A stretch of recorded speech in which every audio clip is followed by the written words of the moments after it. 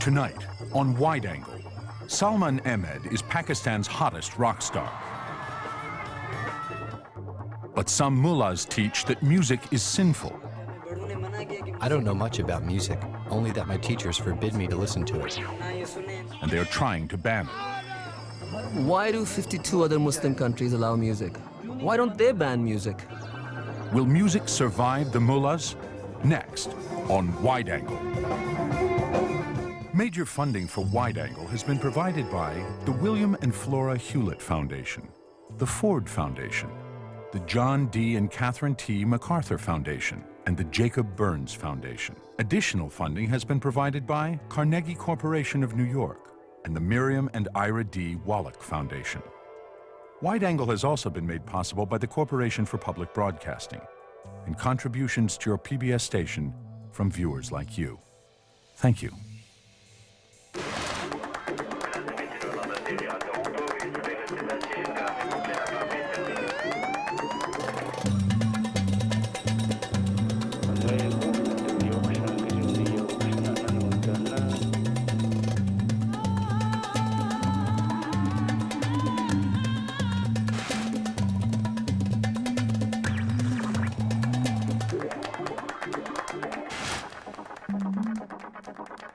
Welcome to Wide Angle. I'm Michelle Hussain.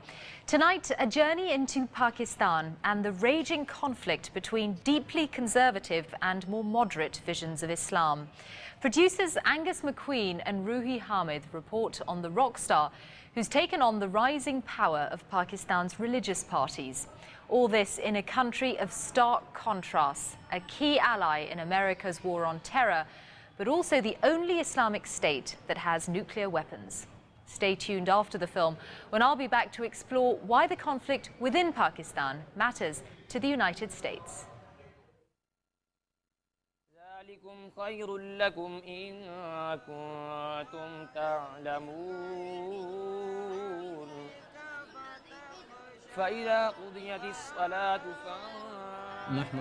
Praise be to the Prophet Muhammad, to the great messenger of Allah. I seek refuge from Satan.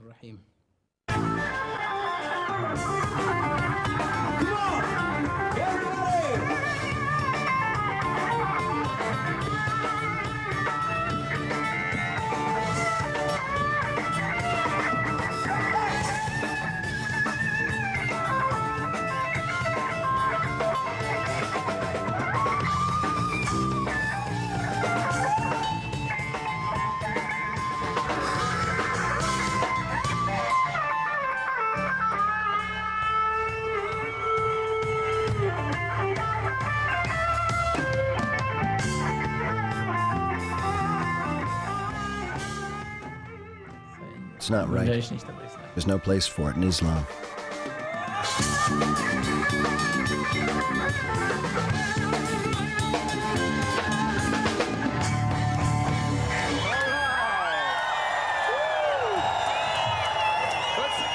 Let's do the tough one.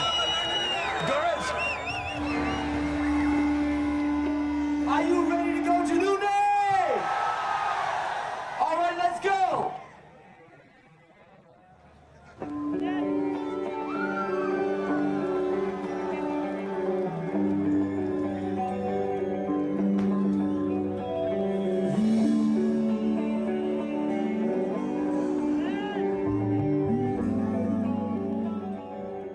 In Pakistan, at the strategic heart of Asia, a battle is being fought between religious extremists calling for the imposition of strict Islamic law and more tolerant and liberal Muslims. cool. Okay, thanks, let's go. There we go, we're in. Salman Ahmed is the lead guitarist of Junoon, Pakistan's most famous rock band. Junoon has sold millions of CDs in South Asia and worldwide. For over 10 years, the band have been testing the limits of what is acceptable in an Islamic state.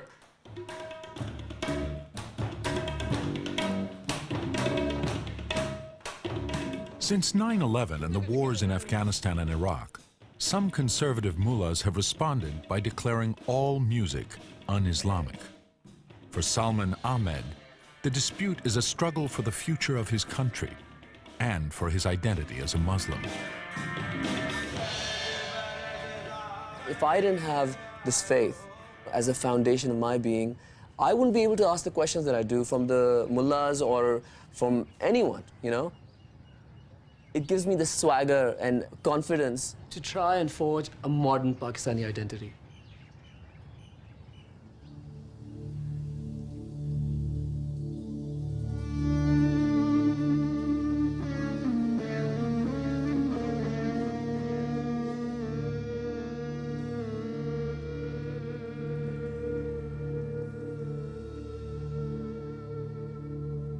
We took on spirituality full on in our music. I mean, there's a song called Sain, which is a metaphor for God.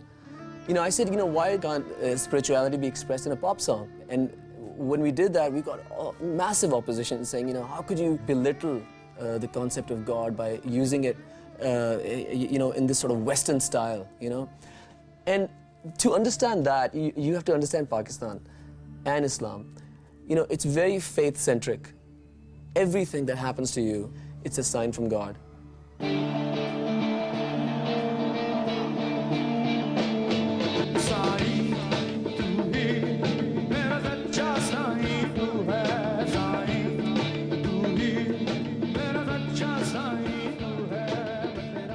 The stronghold of Islamic extremism in Pakistan is in the mountainous provinces of northwest frontier and Baluchistan, along the border with Afghanistan, where Osama bin Laden and al-Qaeda fighters are still rumored to be hiding.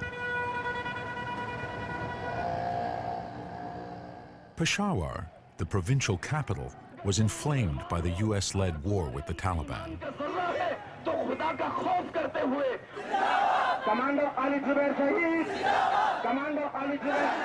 The Afghan war and the recent war in Iraq provoked serious anti-American reaction across Pakistan, and many people believe that the West is leading a crusade against Islam.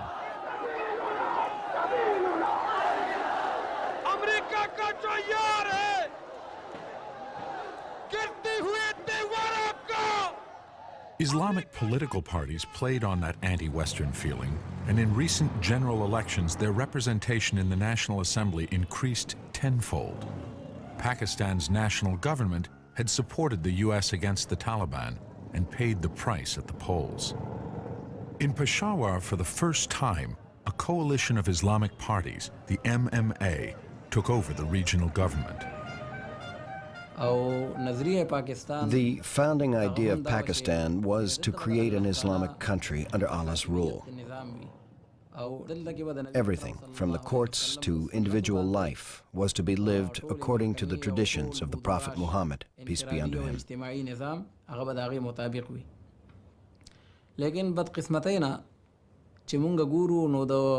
Unfortunately, since 1947, this has not happened.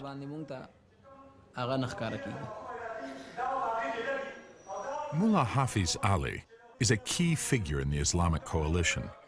In May, he and his MMA colleagues presented their radical program of conservative Islamic statutes to the regional assembly.